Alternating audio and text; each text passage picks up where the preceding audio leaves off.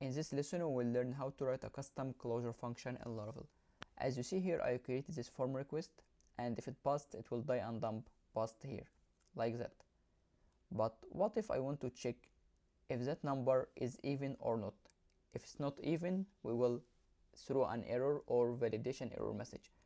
Let's start. As a parameter here in my validation array, you can write function, and it takes 3 parameters. The first one is attribute, second one is value, and third one is fail message.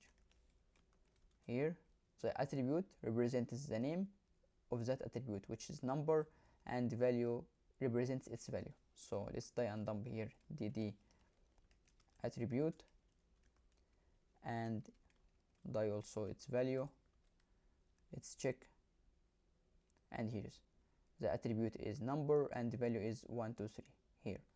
And to check if is it odd or even or not, if here value reminder 2 not equal to 0, you can use fail here, and attribute or any custom message you want must be even number.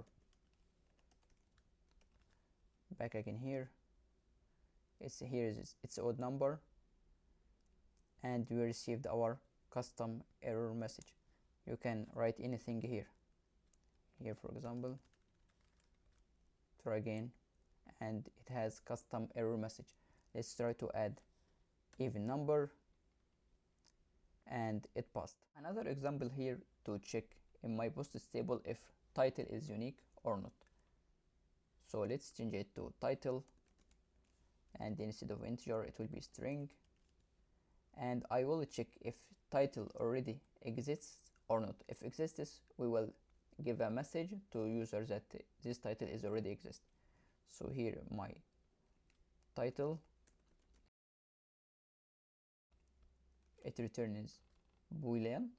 So if it exists, if title exists, fail with message title already exists.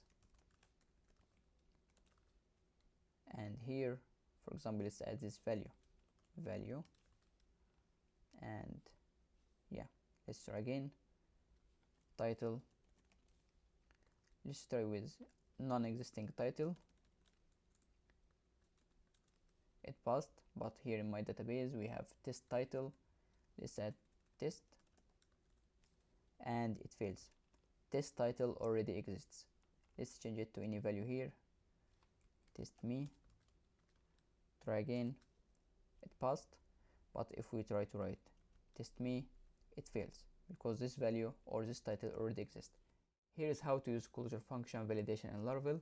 Support me by clicking like, share, and subscribe. See you in next videos.